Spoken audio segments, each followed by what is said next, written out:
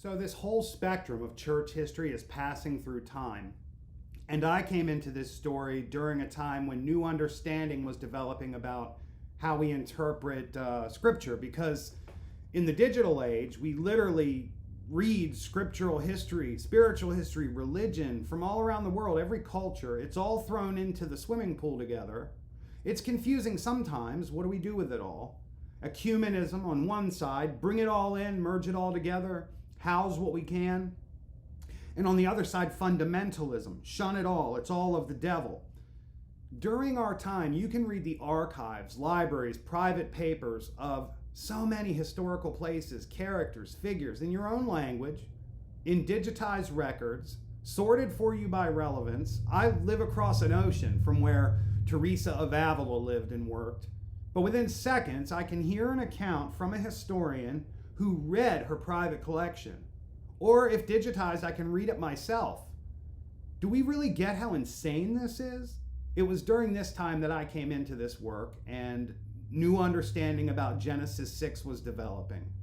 Genesis 6 is the passage about the antediluvian giants on the earth, and it says, "When men began to multiply on the earth and daughters were born to them, the sons of God saw how beautiful the daughters of men were, and so they took for their wives as many of them as they chose. Then the Lord said, My spirit shall not remain in man forever, since he is but flesh. His days shall comprise 120 years. At that time the Nephilim appeared on the earth, as well as later. And the sons of God had intercourse with the daughters of men, who bore them sons. They were the heroes of old, the men of renown." I happened to be in seminary at the time, and this verse didn't seem like an outlier to me, because I had a progression of about 30 or 40 narratives from Scripture that reveal more about the Nephilim, who they were, what they were doing here. I was determined to understand what they were talking about. So I went down that rabbit hole, and what I found was stunning, because the Nephilim giants weren't some Gnostic outlier or whacked out idea. It's clearly written as a subplot to the gospel through Christian scripture. And every ancient civilization, through the present, makes reference to them, finds evidence of them, or documents unexplainable interactions with humans. Genesis 6 is not an outlier. It's the first of dozens of references to Nephilim, giants, demons, disembodied spirits. For some hundreds of years, I think, maybe longer, Genesis 6 has been read and interpreted through what's called the Sethite view. The subject's not supernatural, it's all natural. We're dealing with sons of Cain and sons of Seth. Well, that's a very naturalistic view. It makes sense to me that this has been the view for the last couple hundred years as naturalism has dominated. But if you look at Scripture and you think of key phrases from the beginning of Genesis chapter 3, verses 15 and 16, one side reveres this passage as the proto-evangelium, and the other side, the solo scriptura people, Bible only, they revere it as a thesis statement in the Bible that leads the reader through one narrative about the redemptive plan of humankind, climaxing at the gospel. In Genesis 3, 15 and 16, God is passing judgment on Adam and Eve and the Nakash, serpent, deceiver, and he says to them, "I will put enmity between you and the woman, and between your offspring and hers." Wait a minute, what? Your offspring and hers? There's humans, and there's this fallen angel, your offspring and hers. And between your offspring and hers, he will strike at your head while you strike at his heel. To the woman he said, I will intensify your pangs of childbearing, yada, yada, yada. And then immediately after, in Genesis 4 and 5, one is faced with two genealogies. And this idea of two lines reoccurs throughout all of Scripture. Stop and think about this. The Bible's myth, but Ancestry.com is a legitimate housing of generational information. I can't think of more serious documentation of anything than a genealogy. It's really significant every time it happens because it names names. And through all of Scripture, the theme is present that God calls out a group of people that are genetic originals, for lack of a better term, Noah is pure in the same way that the red heifer is, later during the height of Israel's sin atonement system. Then there are these other beings from the fallen class of angels, cast out of heaven.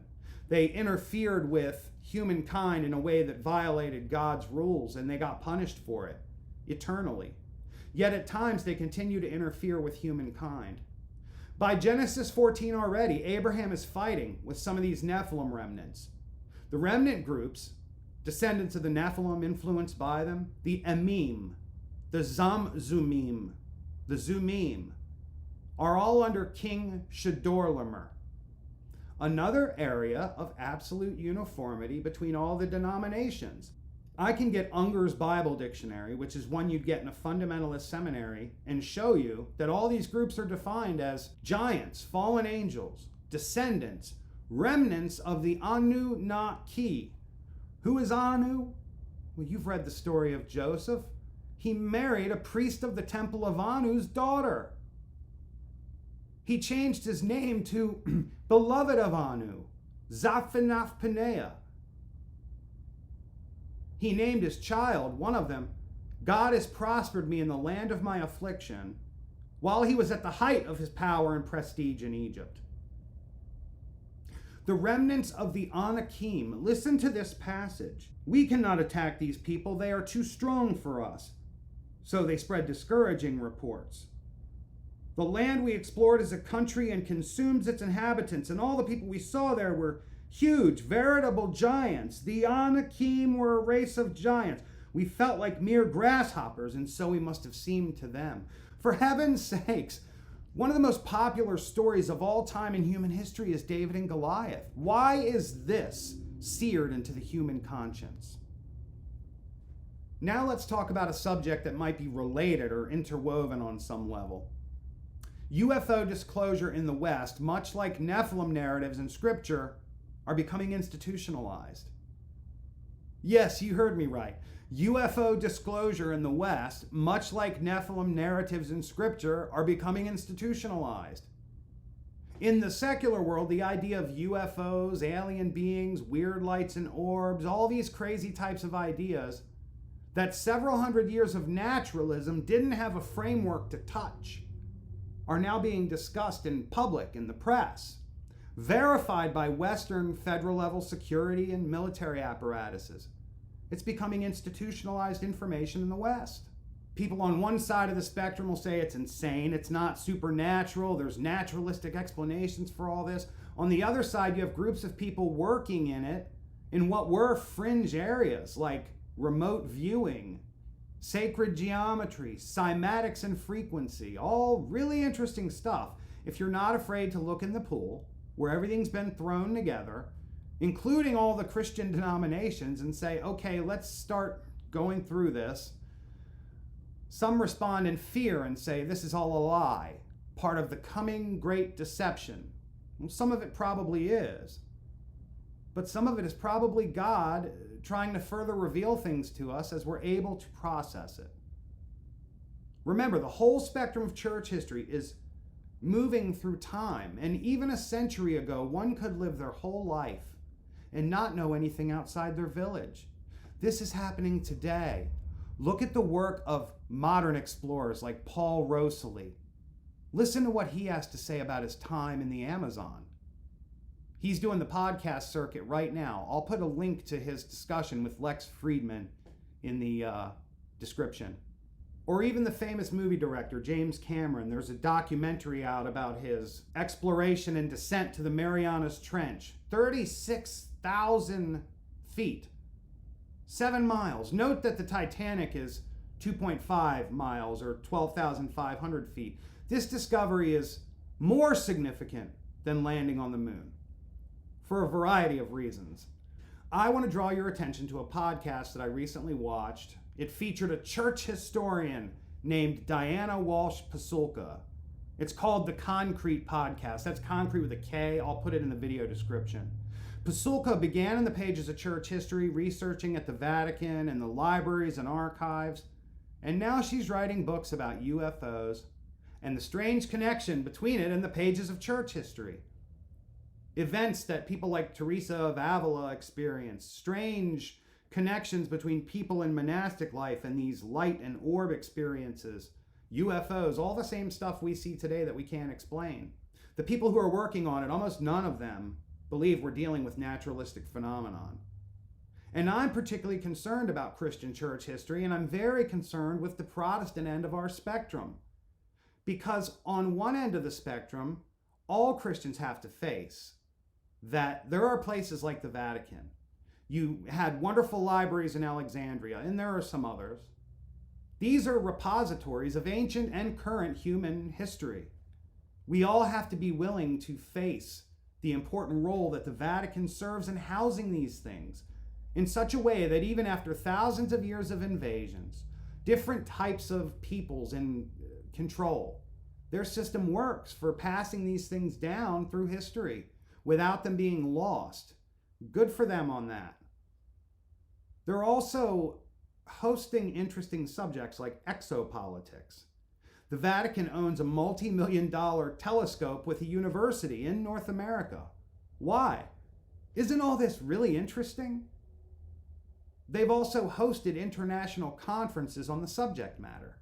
In a November 2009 news article by Rich Heffern, he writes, quote, 400 years after the astronomer Galileo was placed under house arrest for challenging the view that the Earth was the center of the universe, the Vatican has called in experts to study the possibility of extraterrestrial life and its implications, if discovered, for the Catholic Church.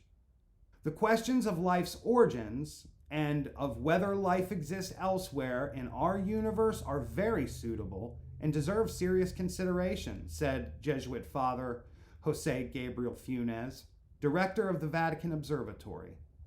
Funes presented the results November 10th of a 5-day conference that gathered astronomers, physicists, biologists, and other experts to discuss the field of astrobiology, the study of the origin of life and its existence elsewhere in the universe.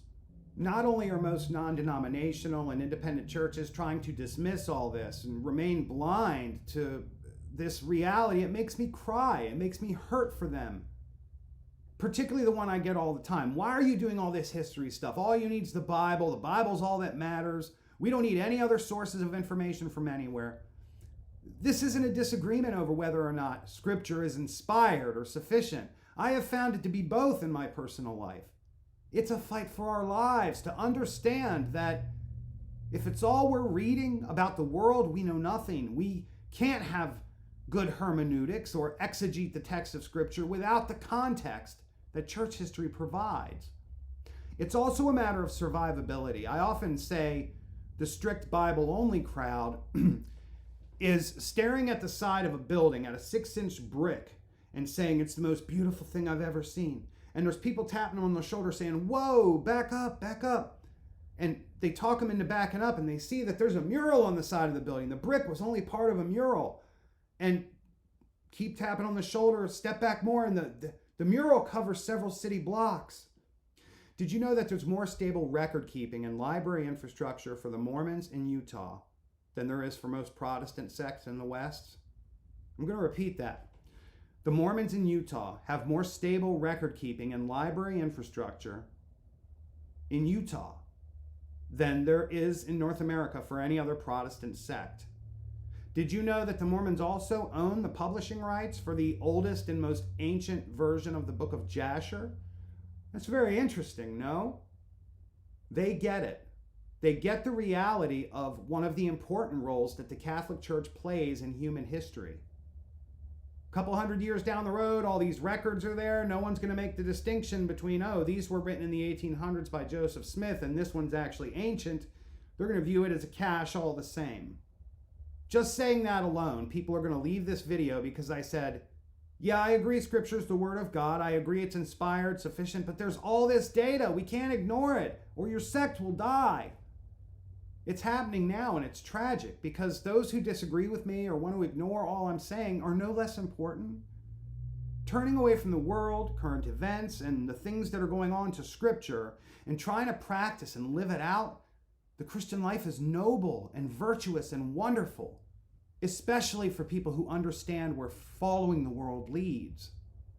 Everybody that identifies as a Christian has a role to play right now. Both sides of the spectrum, those that are open-minded about these topics, those who aren't and don't want anything to do with it. They have a role too. Everybody needs to be documenting what their particular sect of Christianity believes, and not just in your local building where it could burn down or flood or it could be occupied and destroyed. We need to get these things in stable national and international archives or they'll be lost to time.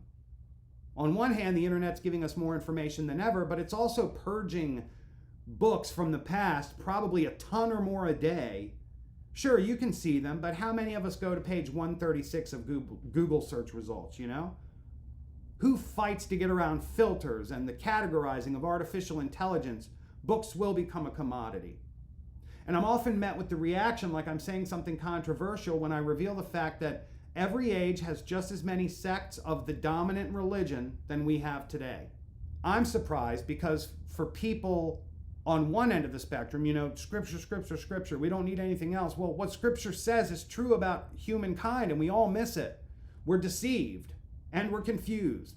We're deceived from whatever the garden is in Genesis, and we're confused from the Tower of Babel, yet here are these creatures, humans, that have really good intentions, and they're trying to form a civilization over and over again, and it seems like the best we can get is about a 230-year run, if the ideas of Sir John Glubb are right, his Fate of Empires. It's an essay you can read on Google. I think he's probably pretty close to right. It's interesting that in the digital age, where all the world's belief systems have gotten thrown into the pool together, it's led to several generations of moral relativists. The same thing has happened in science and secularism too. Wrestling with these subjects probably will spell the death knell for naturalism. At the top of the scientific pyramid anyway. And interestingly, it wasn't taken down by Christian worldview. It was taken down from inside because it is proving to be inadequate after several hundred years. The James Cameron expedition to the Marianas is a great example of this. This is wonderful that this happened. The narrative, though, overall his footage is very naturalistic. Quote, I was amazed to see creatures evolve. Down here is my church. Evolution, evolution, nature, nature. But interestingly, that part of the narrative felt like tropes, and it minimized the gravity of what he was clearly experiencing.